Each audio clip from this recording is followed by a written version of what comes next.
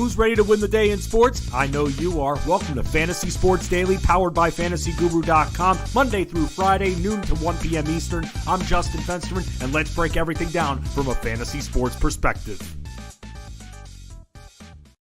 Good afternoon, everybody. My name is Justin Fensterman, and welcome to Fantasy Sports Daily as part of the Elite Plus Network here on FantasyGuru.com. It's week 2. We've got a lot to talk about. We've got a lot of players when it comes to their statuses for week 2 hanging in the balance, and that is where we, as part of the Elite Mafia, are here to help you win and make sure you get pretty organized here. You can follow me at Fensty Sports, FENSTY Sports on X and also Instagram as well. And you can hear me every single Sunday, 8 p.m. Eastern for fantasy football postgame on SiriusXM Fantasy Sports Radio. That's SiriusXM Channel 87. And speaking of Fantasy Sports Radio, make sure you lock in for Elite Sports with Jeff Mans all week long, 3 to 6 p.m. Eastern. But Jeff is ready to roll and get you in gear for 3 whole hours a little bit later on, or whenever you want with the all-new SiriusXM app too.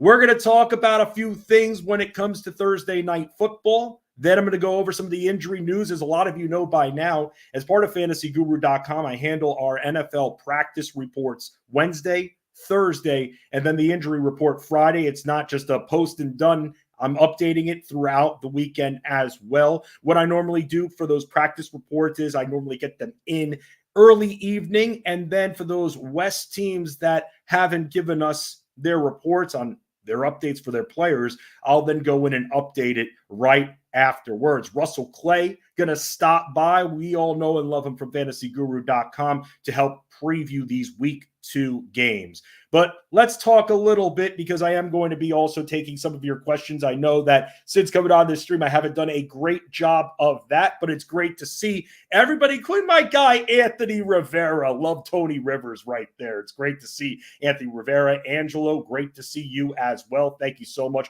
for stopping by. So with that, Fensty on Fridays, Anthony Rivera. It does have a nice ring to it, but I'll say this, Ray Flowers. So Flowers on a Friday also has a nice ring to it, and Ray Flowers will be back on Monday. He normally does Fantasy Sports Daily, hosts it Monday, Tuesday, Thursday, and Friday. You got me on Wednesdays. Today, you get the double deuce of Fensty when it comes to Wednesday and Friday for Fantasy Sports Daily. But it's always great hanging with all of you. Soon enough, a month and a half away, basketball season, going to have a lot to say about that. So let's talk about what is on the agenda for today, and then we'll get into the motions here. So with that, you've got your plan here. Russell Clay, like I said, about to come by. Make sure you give him a follow on X, the artist formerly known as Twitter, at Russell J. Clay. But then we will recap Thursday Night Football, because we do have some updates regarding players from that game. A few injuries from last night's game between the Dolphins and the Bills. And yes, Joe, I know that. Adios, Joe. I am not Ron. I'm sorry about that. I'm sorry, Brick. I'm sorry. You know what? Please don't get me with the trident. I know we all want Ray. Different bald guy this time, though. A little bit younger of a bald guy, but it's great to see everybody out there. Also, Jason, the Fensty Flowers Elite Sports Game Time show. Really appreciate that. I hope so as well. I always love being on the radio. Ray and I had a great time talking about all that live action and also hanging together. So it's great to see everybody. I'm really feeling this Friday energy here on Fantasy Sports Daily. So let's talk about Tua Tagovailoa, because you're seeing different reports and different opinions from sports analysts. Tony Gonzalez came out and said maybe it's time that he considers retirement. I mean, he's been in the league for 5 years, multiple concussions. Want to talk about the hit that he took. And this is where, if you're going to run, and I'm not a football player, never played anything beyond flag, so I never was a quarterback, and I don't know about what it's like to be in the moment when a bunch of bigger guys are running after me, and I have to make that decision in a split second as to what I'm going to do, looking for players downfield, or do I take it myself and run the ball? So I think Tua, with the decision that he made to run the ball and the play that he got hurt, he got concussed, taken out of the game in the second half. But the problem is he ran into Damar Hamlin. The way he was falling, he was kind of leaning low shoulder. So I don't want to start by saying, because obviously I feel bad. He's got a concussion, not the first one. The league is going to be extra hypersensitive when it comes to Tua because of what happened a couple of years ago when maybe he should have been out for the game and he wasn't. So now the league is definitely going to view him as a marked man because of that. So they're going to take a very slow approach. But with Tua, he's got to know where that first down marker is, and he's got to slide. You got to slide right there. It's not like you had three guys coming at you at once. It was a one-on-one situation, almost like a basketball one-on-one isolation play where DeMar Hamlin's right there, and he goes running. I don't want to say right into him. Momentum does a lot of things, but Tua should have slid. Leg first slide, he would have been fine. Would have maybe gotten a few extra yards about it. Hamlin was right in front of him.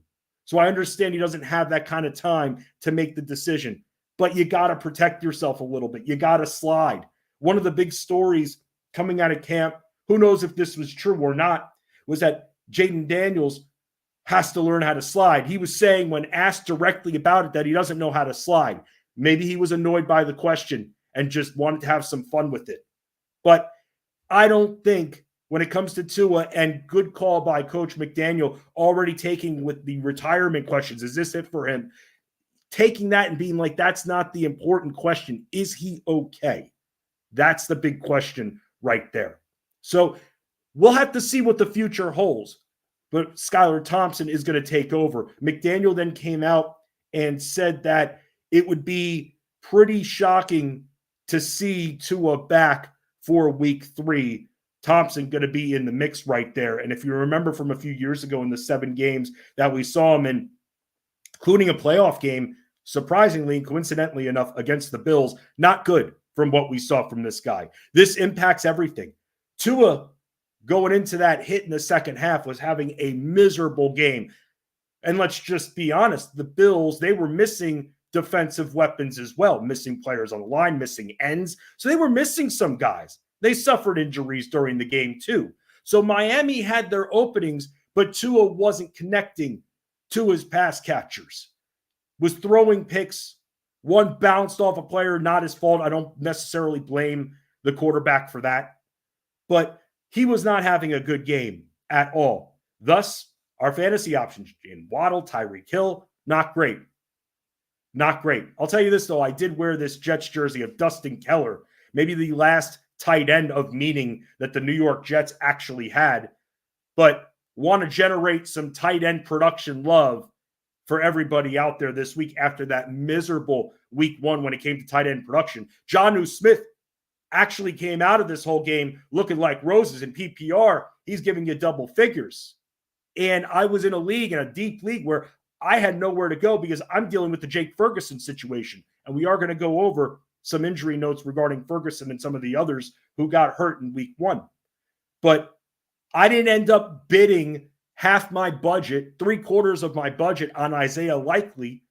So I ended up seeing that Jonnu Smith was still out there and thinking, hey, I'll take a shot at him in this particular league. I get a little tight end bonus.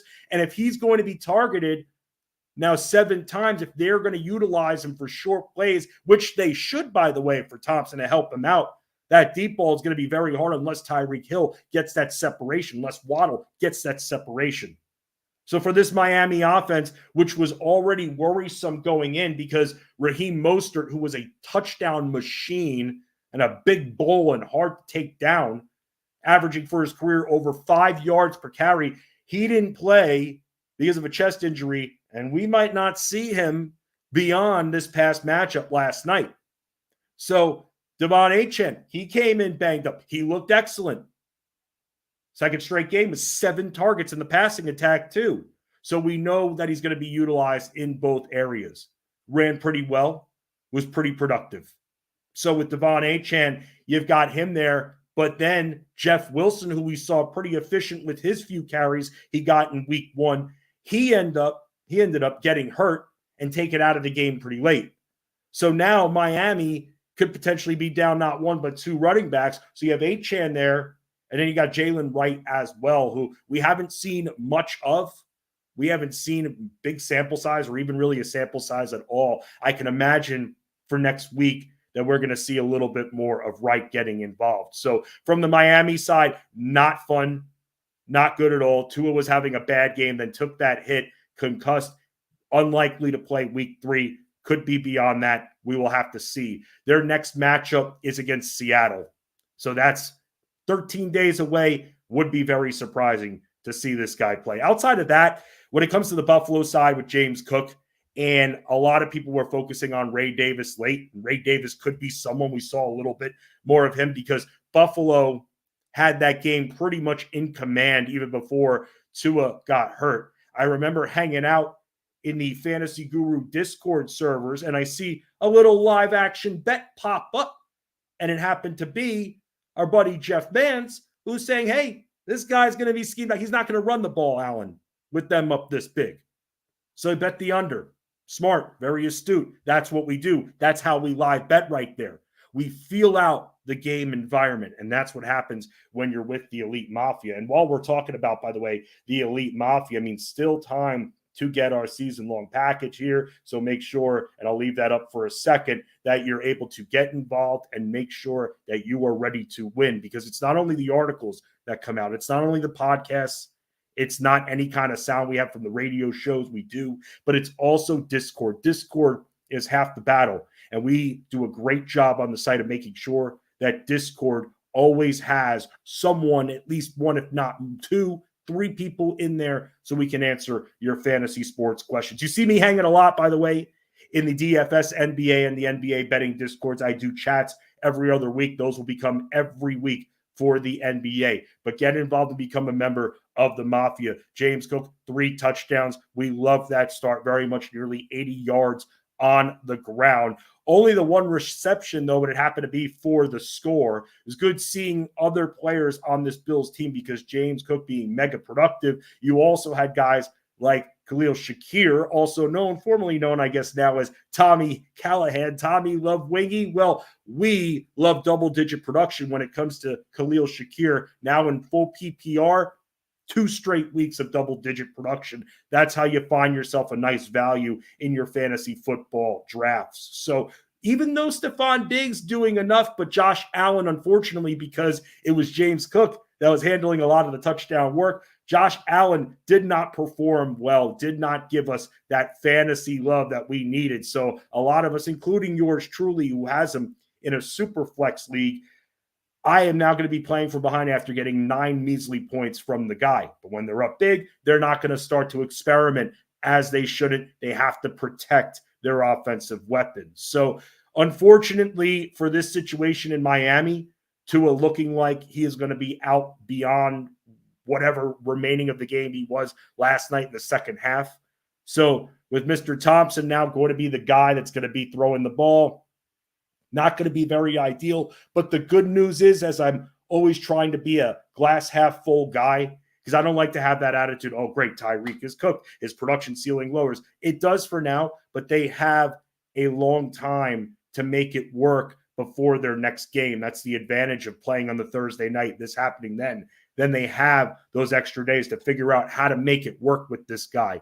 Because if he's only completing, let's say, 55, 57% of his passes, that is no bueno. That is not going to do anything for us. So that right there is Thursday night football. The Bills victorious there. Tua Tagovailoa take it out. 31-10 is your final. Let's continue, though, talking about some of the other injuries that we have to watch out for heading into the week. And when I'm looking up the practice reports, as I mentioned the other day, I'm looking for multiple sources, not just one, because often you'll see notes change. So I try to look, if I don't see the video, I try to also look for multiple reports from these beat writers. I look for consistency. You look at just one, then you're taking that risk right there. Because as we've seen with the San Francisco situation, Christian McCaffrey, we didn't know he wasn't going to play. He was practicing last week. Now he's practicing this week too.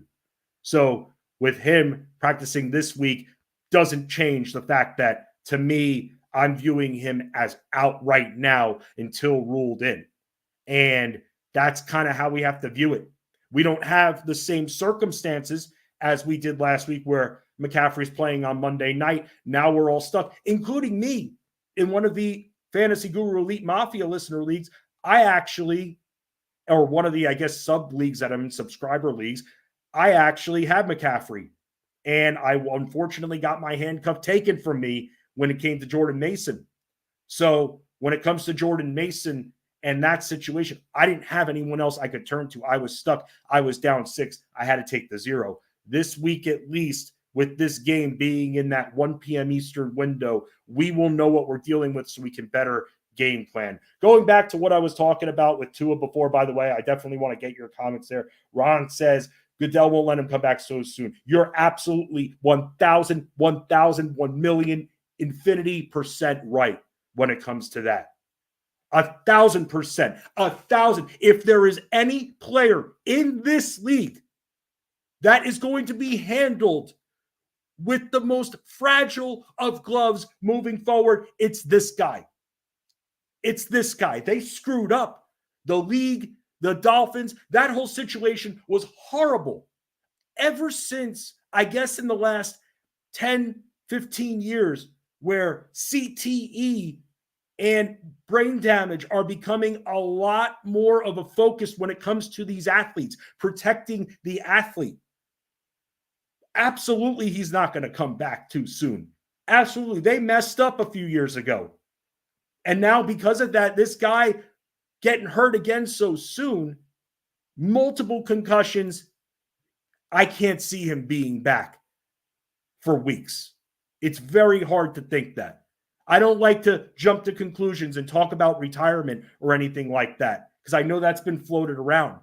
But at some point, you got a life to live. You have to protect yourself. And if this guy is unable to figure out on the fly how to protect himself, if this guy continues taking these kind of shots, it's going to impact his quality of life further. So I absolutely 1,000% agree that if there's anybody that's not going to be coming back too soon, it's Tua.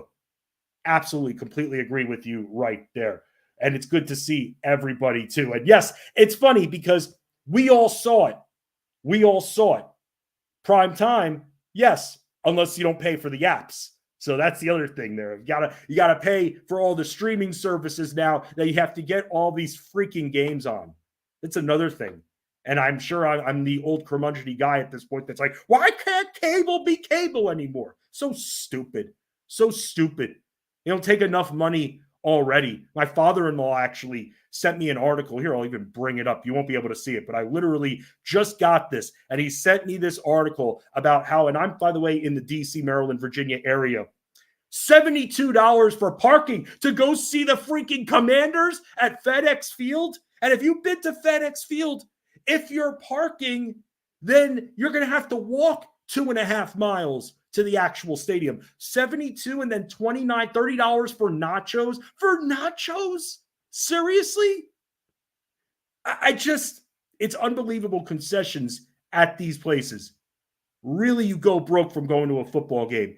And I have the opinion, by the way, of that football, unlike the other sports, football is the sport where I feel like I'm learning more, I'm seeing more of the game, and I enjoy the experience better when I watch it on my TV. I'm not saying I'm anti going to a game, but I much prefer, unlike other sports like baseball, basketball, even hockey. Hockey's so much fun. Football, yeah, it's fun live, but there's so much more to the game going on the sidelines and everything that you can't really see everything. And that's why I like watching it a little bit better when it comes to watching football on TV. Other pieces of news that we got to talk about here, because not only were there injuries last night in this Dolphins-Bills game, but, and here's a little breaking news, somewhat breaking news. For me, I'm very sensitive with the phrase breaking news. If it's in the last hour, to me, that's breaking. But for those right there that haven't seen the news, Marquise Brown, some of us holding out hope. He hasn't been practicing, though, since suffering the shoulder injury, but now shoulder surgery. So he waited and waited,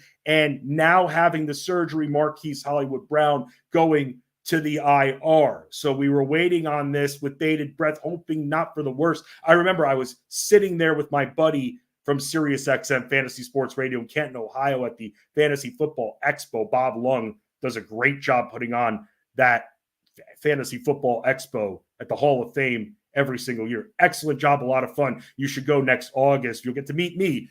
maybe you don't want to go then because I'm going to be there.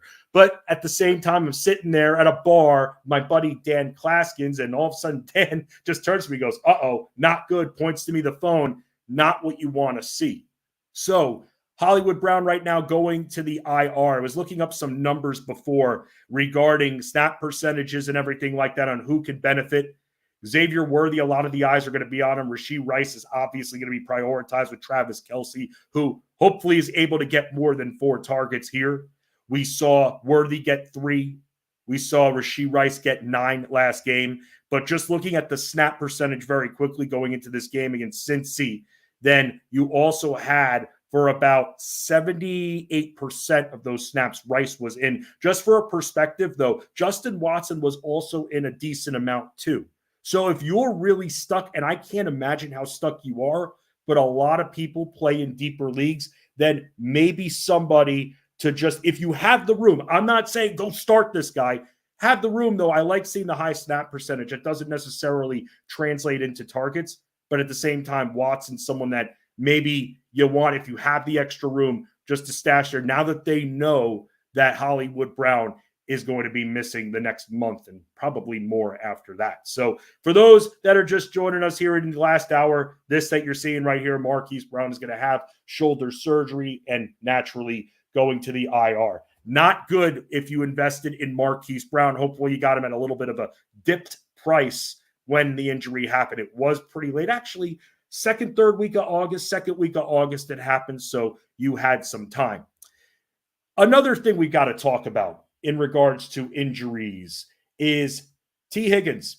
T. Higgins, I'm seeing some reports already as he hasn't been practicing. I'm seeing reports that he's missing practice again, which is putting his status in doubt for week 2. And there are other people that are questioning whether this is a real injury, his hamstring, or a fake injury. And a lot of people want to have the conspiracy theories going that this is contract related, that he's really holding out to figure his stuff out too. And regardless of that, we're not detectives. We just need to know if the guy's freaking playing. And it's not looking good right now.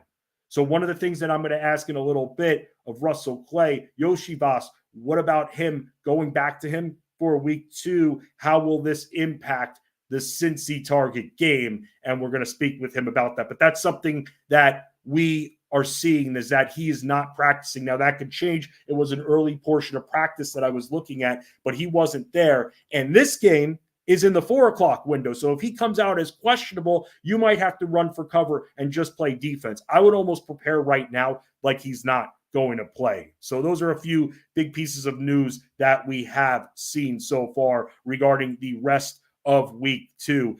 Other players that we're watching out for. We have to watch out for the Ken Walker situation. Injured his oblique late in week 1, and he hasn't been practicing. Tyler Lockett, by the way, his teammate, has been limited in practice, but Ken Walker's the big one here, so hopefully y'all handcuffed out there, and Zach Charbonnet is ready to roll in your lineups. If you don't have Zach Charbonnet, well, that's why you got to handcuff. You should really just focus on handcuffing. And I'll be honest here, and I've worked with Jeff Mans over at, whether it's Fantasy Guru or the Elite Sports Show as his producer, worked with Jeff for 10 years at this point. He's always said handcuffing. I wasn't always Mr. Handcuffer. I've gotten a lot better about it. And now for situations like this, especially me having Ken Walker in a guillotine league, thank goodness, very late in that kind of format, I was able to get Charbonnet there. So if you're in a 10-team league, because I like these shows to appeal to everybody out there, and I know that there are some that play in 10 and even 8-team leagues, I doubt he's out there because we've known about Walker's injury, and I'm sure someone picked up Charbonnet to stash, but that's something else that you maybe want to look in the waiver wire in those leagues. 12 teams, it's not happening. It's not happening. Is there a scenario here, as Rand's asking us here, is there a scenario where they could trade T. Higgins? Is there a scenario? I think there's a scenario. Do I think, though, that he's faking this injury? I do not think that. I think it's real. I think it's legit there, and not because he said it. It's very hard to trust people. But it's very weird to think when it comes to this Bengals situation, and it's exhausting, by the way, because we've had the Chase situation to deal with, and then T. Higgins to deal with, and then Joe Burrow coming off a poor week 1. By the way, should have had another touchdown. Hudson should have gotten into the end zone, did not protect the ball, taken right out of his hands there. Turnover, very costly. But Burrow should have had another 6 or at least 4 spot added to that point total. We'll take what it goes. And I'll say this, when it comes to Joe Burrow, I think we'll be fine. We need to let the dust settle a little bit here. Also seeing comments here, it's super annoying when trolls draft your handcuff instead of their own. Yes, but at the same time, they're viewing those running backs as depth. That's why people do that. It's because they find themselves later in their drafts as, I got to just secure a whole bunch of running back depth, which is smart, by the way, but there's a difference between guys that you can grab, let's say in the 8th, 9th round that are going to have an actual role versus those that are just injury replacement. Just remember that. And that's, to me, I think the difference where people prioritize certain players like Tyjae Spears. People were prioritizing him. I was giving him more of a look because I have the impression that both will be utilized. The only difference is with Pollard getting paid, they could be used very similarly. Eventually, I want to see who's going to be working more of those passing downs versus who's going to get more of that groundwork, because Spears can still be active in that passing game. And for Mr. Levis there, if he's going to be on the run, quick short dump offs to one of those two guys, even utilizing both of them on the field at the same time, I don't think is a bad strategy. But yes, it's very annoying. And my buddy and our buddy, the Oracle, Ray Flowers, he annoyed me big time in our Fantasy Guru staff and subscriber league that we're in together. He kept taking my handcuffs the entire time. And he made like, oh, I'm not doing anything. No, he knew exactly what he was doing there. So you got to look for your handcuffs, yes, but also there are others out there that are securing depth. But then there are mean people that are just want to piss you off and take your handcuffs just to laugh at you at the end of the day. The Bears, we got to talk about their wide receivers, because Keenan Allen, he was limping at the end of that game going in, not 100% with the heel injury. So with him and Roma Dudze, we're going to be watching to see if they practice, because if they're not practicing, then it's not going to be easy and fun. But I am wondering if, let's say they don't play, if Mr. Swift will actually be activated in that passing attack for Chicago. I don't see why it can't be. If the run game's not working out, well, we'll dump some passes off to him. He's used to it. He knows how it feels. So that's why I'm wondering with the Bears where they're going to be, because to me, I mean, you cannot practice and then play. Keenan Allen is an aging vet, so they want to be careful with him, where Duze is a rookie. So maybe, I mean, again, they want to protect all of their investments. I understand that. But the Bears are going to be a team that we're going to be watching with bated breath when it comes to how this offense is going to flow. So those two guys haven't been practicing. Also have been asked about Marshawn Lloyd. Marshawn Lloyd, when it comes to him, I know he's been a little bit banged up. For Hollywood, if you have the IR spot naturally and you're looking to pick someone else up for depth purposes, yes, I do, Andrew. I'm fine with Marshawn Lloyd with you picking him up. Josh Jacobs has been dealing with a back injury, and it's been limiting him when it comes to his practice ability. So if he's not 100%, and I know that Lloyd's been a little bit banged up, that's another situation that we're going to have to monitor carefully. Jordan Love would be very surprised if he played at this point. We've been told the whole time, expect Malik Willis, but the Josh Jacobs back injury, that's something that we're going to have to watch out for. Later on today, I want to say, at about, because I handed in, I'll tell you, why not lift the curtain entirely. I hand in that injury report at about 6 p.m. Eastern. Then we edit it, and then it's posted, I'd say, by 7:30 p.m. Eastern, 8 o'clock in that area. You will see the official Week 2 injury report, and then I go in and take her and update it. I do another pass-through Saturday, and then another pass-through on Sunday, because we all want fantasyguru.com to be your one-stop shop. And that's why, to me, just handing in the article being like, well, it was posted on Friday night, things have changed. Well, that's why we edit our articles, to make sure that they stay updated, especially in crucial situations like this. Christian McCaffrey, nothing I could do about that. He was practicing. I had read a couple of reports that he should be out there, and then he wasn't out there. So there are just going to be some things we don't know, and I can just shrug my shoulders, kind of like the Michael Jordan shrug when he was hitting 3 after 3 against the Blazers in the 92 NBA Finals. But basketball's not up yet.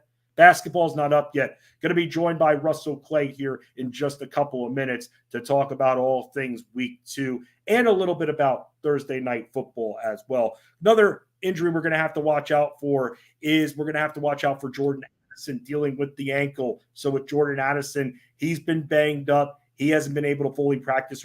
So that's just another player we're going to have to just make sure we're keeping an eye on here throughout the afternoon. All of the news will start to generate coming out. I reported. I wrote part of the practice report. I'm not breaking stories here. Malik Neighbors came up as limited in practice yesterday, but we're seeing reports that it shouldn't impact for the Giants when it comes to their Sunday matchup against the Commanders. And it's the Giants. They looked awful. They looked so bad. Hopefully they look a little bit better, but want to see what Neighbors can do in this offense, but he's a little bit limited. He is not 100% there. But someone who always keeps it at 100, someone who's always 100% in my eyes is my guest here, Ray's guest every single Friday. It is one Russell Clay joining me from fantasyguru.com to talk about week 2. Russell, what's going on, man? Thanks for stopping by.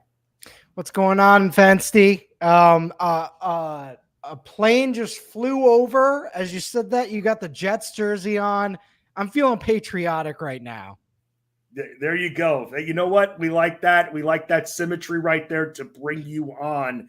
And that's where, Russell, I got to ask you, man, because I was talking about the situation with Miami. You're very good at the rookie talk here, especially for those Dynasty League players out there. This is the guy that you want to hook up with in the Discord channels to make sure that you are playing your dynasty teams correctly, because remember, that's not just the year commitment. That's a commitment for life here. So with what happened last night, Russell, I mean, you've got Mostert hurt. You've got Jeff Wilson hurt. Achane banged up, but performed very nicely. The ankle didn't seem to bother him too much here. So what do you think, man, when it comes to moving forward, as Tua's likely going to be missing some time here, almost certainly going to be missing time. So if they're going to have to utilize this run game beyond Achane and Jeff Wilson now hurt, what can we expect to see down the road from Jalen Wright, someone who was a sexy late draft flyer to take for a stash?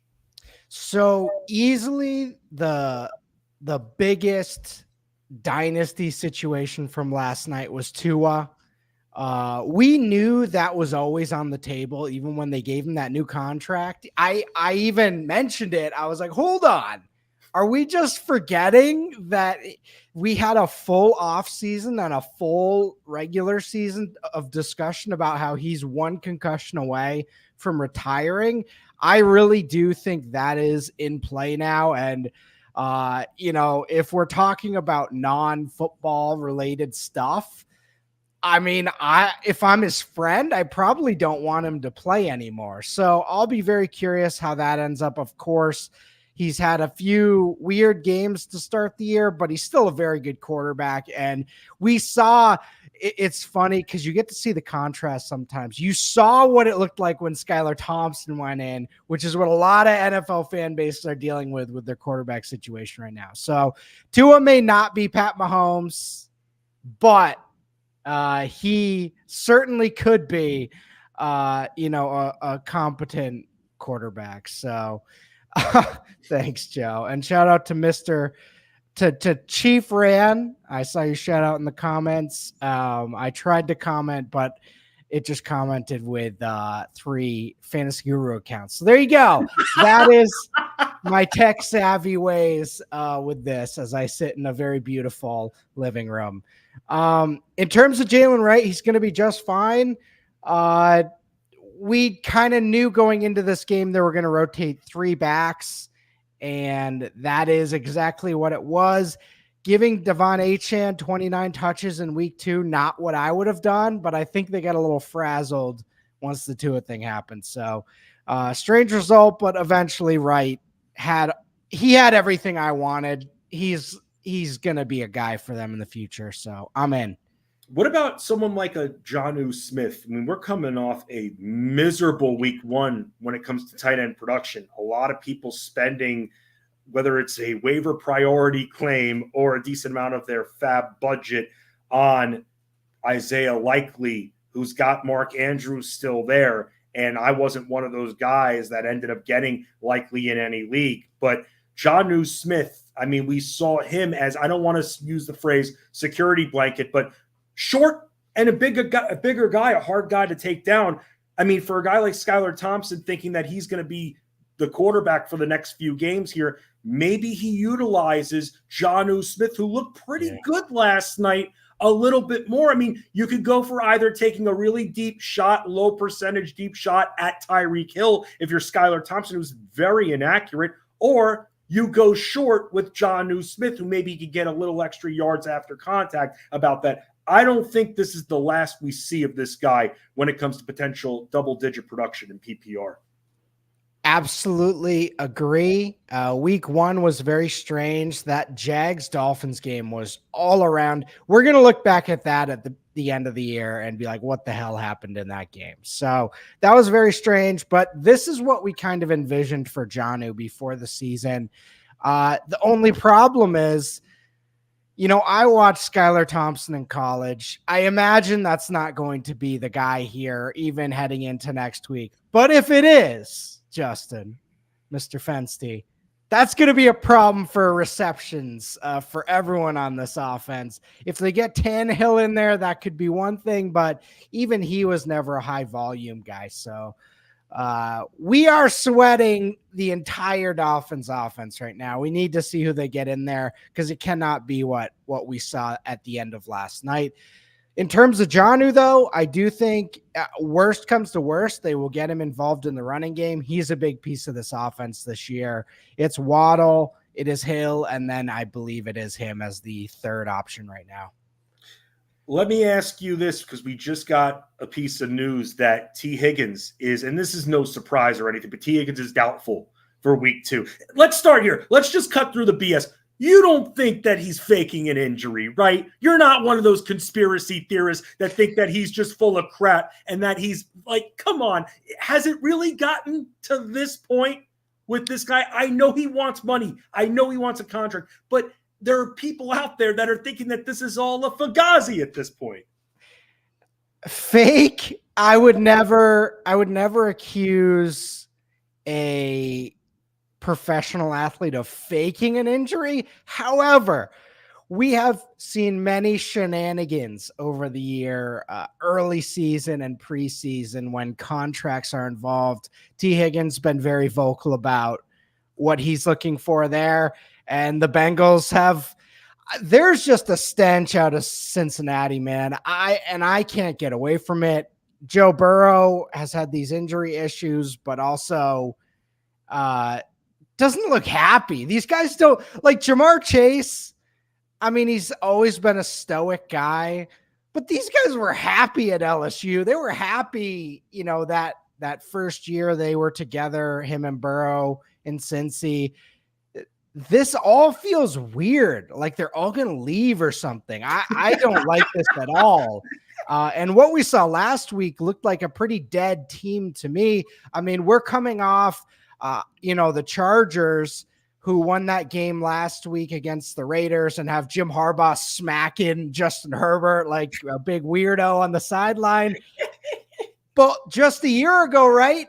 Herbert looked like he wanted to, move to Panama and call it quits. And this defense was last in the league. So I don't know what's going on over there, but it is very strange. Do you have thoughts on that? Because I don't think he's faking, but he may not.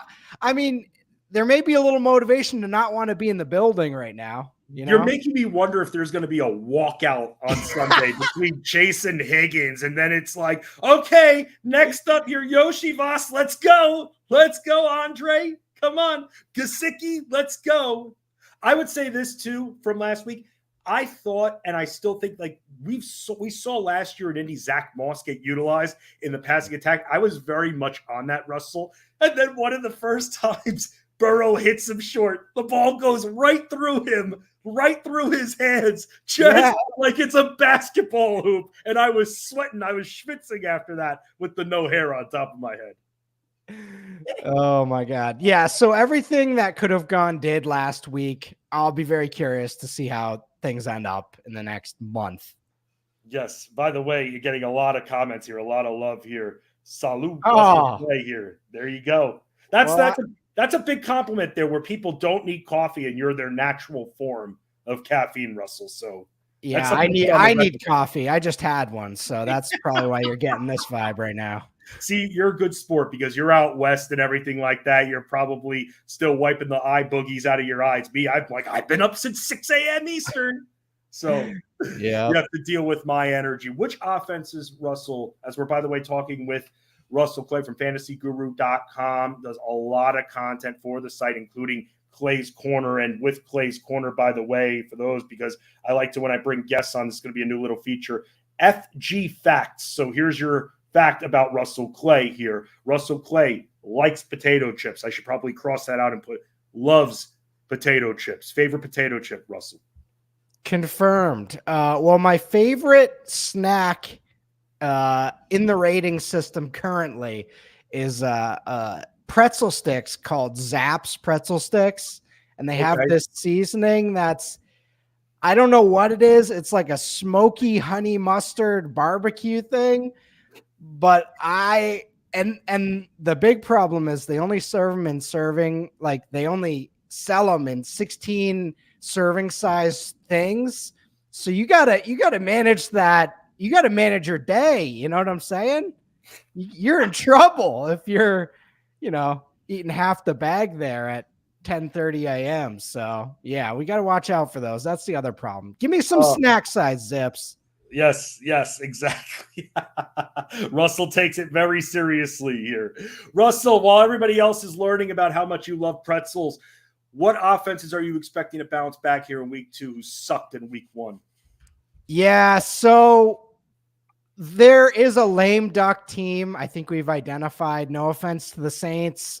They crushed me in week 1. They look great. But I think we got to look at this Panthers team as, oh boy, maybe not 0-16, 0-17 watch, but there's going to be some weeks where they're outgunned. I'm really, really high on this Chargers team as a whole. Now, fantasy wise, Justin Herbert and the Greg Roman thing, those who were a little hesitant on that this offseason, that's bearing out to be right. But could they run for like 300 yards on this Panthers team this week? I think for sure J.K. Dobbins looked great last week, so we could definitely see something like that. Also, the Ravens, I think we could see a Mark Andrews bounce back against the Raiders this week because they were in prime time in the first game of the season against the Chiefs. We kind of not forgot, but we hold the Ravens to this high standard. The Chiefs defense is very good this year. They have very good personnel for the first time in a long time defensively, pretty much across the board. And I think we're going to see this Ravens passing game get off a little bit more against the Raiders this week. Oh, can't wait to see that. I'm excited. I mean, gotta love the Ravens offense. I want to see them. And I also, by the way, want to see what Mr. Bowers could do on the other side, because even though a lot of our top end tight ends sucked, Brock Bowers, for me, Russell, in PPR, if my tight end gets me 10 points, unless I'm drafting the Laporta and Kelsey's of the world, then I'm happy with 10 points, especially after a week like that. And I don't try to put it up against all the other tight ends. A lot of people view how well or poorly a player produces by what others do with the position. For me, if I'm at that 10-point mark with my tight end, whether it's Mr. Hurst, who is going to be filling in on a few of my teams with Jake Ferguson unlikely to play, very questionable, then 10 points and I'm happy as hell. So like Jonnu last night's a great example. He had 6 catches for 55 yards. I'm in. If I played Jonnu somehow last night, perfect. Yeah, no, absolutely. And that's why we could see more. And thinking with no Tua, shorter passes are going to move this team down the field. And with how they can use Achane, the Dolphins, I mean, you're going to have opposing defenses on their toes. Guys like Jonnu can continue to be open for short. We find out earlier in the week, Puka Nacua, injured reserve. Not good right there. But what is good for those that were looking for more offensive pieces to add to their teams in their league, which is very hard to find.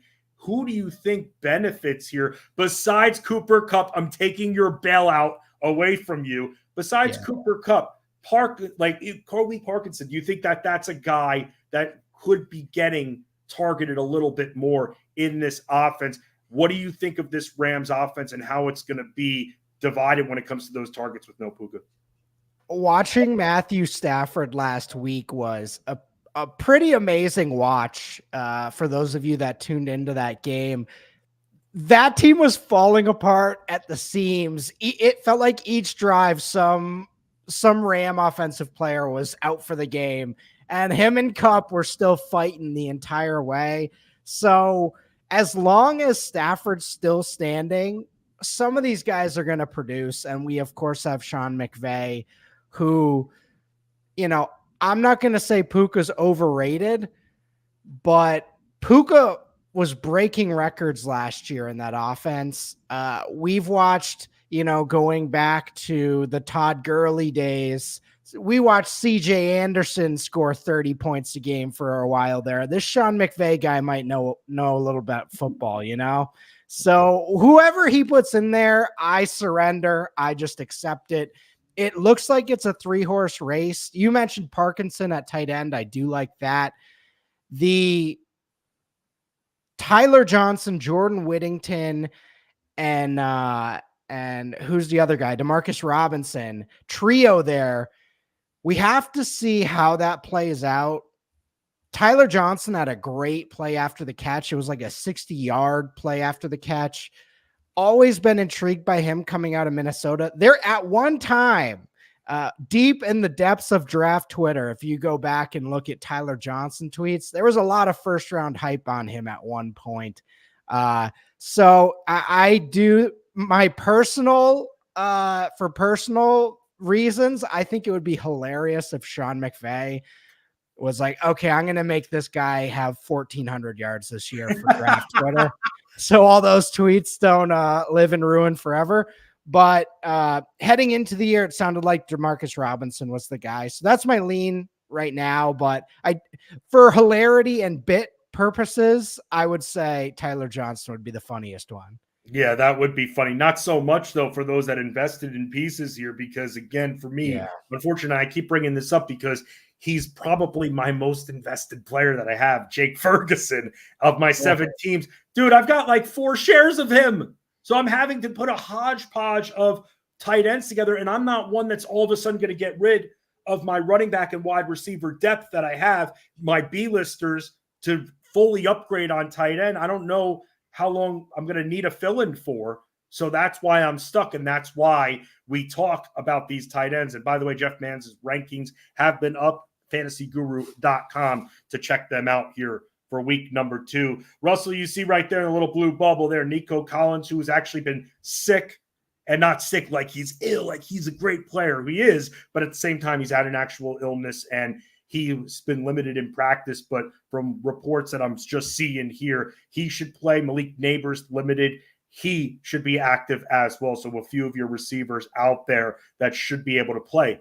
But receivers that we don't know if they'll be active for week number 2 from the Chicago Bears, Keenan Allen, Rome Odunze, we really don't know who, because they both haven't been practicing, which one of these guys, if either, are going to be active here for Sunday. So how do you think this impacts the Bears offense here with 2 receivers potentially on the shelf? Listen, man, I got to say, I've been watching football for a few years now. The rookie week 1 injury, not a good sign for the future there. We, of course, have guys that have started the season injured and come back, the Odell Beckhams, but really hate to see I was really excited to see Rome Odunze this year with Chicago. I am worried about a knee injury early in the year for a rookie not getting that practice time. So that's not fun. Keenan he's just an old man coming off a 14 target day. So I think he's going to be fine. But I don't know, bro. I don't know. I was watching that intently because of Keenan Allen, of course, another player I have a lot of shares of, and I really wanted to see Caleb Williams. When he was really limping at the end of that game. Really? It was bad, man. And normally I wouldn't think too much of it, but he came into the game with an injured heel. He was questionable coming in. So that's why it's funny. You're a little bit more worried long-term when it comes to Odunze. I'm worried about this week with Keenan Allen. So I guess the funniest part of this, and it's not funny at all, that actually sucks. The Tyler Scott thing, I kind of thought they gave up on him when they brought in Keenan and drafted Rome and have DJ Moore now. But week 2 and their 4th or 5th round pick from last year might be playing real snaps here. So keep an eye on that if both of those guys are out, because someone's going to have to be that wide receiver 2 across from Moore there. So that is news to me. Thank you, Fensty. But yeah, if both those guys are out, that's going to be tough sledding for Caleb. Yeah, it's one thing if they're limited. And again, some of these guys don't have to practice. Like Keenan Allen, in my opinion, he doesn't have to practice in order to play. Rome, I think, is a different story. Yeah. That's a different story. Keenan Allen, no, he's been around the block for a long time. And as long as he could get out there, anything to help Caleb Williams. My boy Swift, though, he better be getting some targets, or otherwise I'm going to raise hell when I'm back here on this show on Wednesday, Russell. Fair. You might have to be on standby in case my head completely explodes. If those two aren't playing and Swift is thrown a pass, the Bears are doing it wrong. The power lines around your house are gonna be shaking when you start talking about it. Wouldn't be the first time, right there, Russell. I'll tell you that much. Where are you at with Sam Darnold? Because here's the thing. This is where we gotta put things in perspective a little bit. You're going from playing the really pathetic New York Giants to the defending NFC champion 49ers here. And those that needed a swap for Jordan Love went and grabbed this guy here. I know what he's about. I had to live with this guy being on my favorite football team. I'm the last Jets fan that exists pretty much. So I had to see that and him seeing ghosts and the inaccuracies and everything like that. But the competition level that he's playing this week is a lot harder, almost opposite to last week. What are your expectations for Darnold heading into this amazing matchup that he has in week 2? Matchup is brutal. And the next couple matchups actually are not looking great for this Minnesota team versus what they dealt with in week 1, which was another team they've given up already. Watch, but ready? I'm going to do this. I'm going to block myself out and I'm going to whisper. Do I hear something? I might be in on Sam Darnold this year. What? Is that a ghost? I might be in. I think I'm in. I'm being haunted. Anyway, there he is.